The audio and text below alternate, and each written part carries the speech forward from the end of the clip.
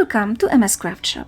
Christmas is just around the corner, so it's the perfect time to feel that magical spirit.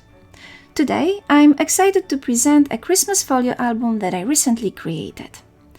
The cover of this folio is identical to the one we made for the Purse Folio album. This compact album measures 13.5 by 13.5 centimeters and is designed to hold 10 by 10 centimeters photos.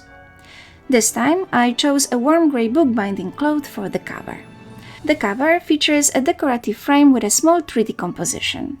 I also added charming metal embellishments to the corners of the album to give it a nice touch.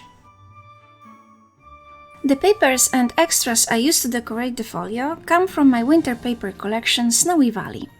This collection is available in both paper and digital form at my Etsy online store. As I mentioned before, the cover of this folio is identical to the one we made for the Purse Folio album.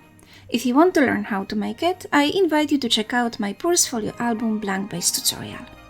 However, I have designed the interior of this album differently this time. I hope you will enjoy this short presentation. If you cannot find time to visit my channel before Christmas, which can be a busy time for many of us, I want to wish you a Merry Christmas. See you later!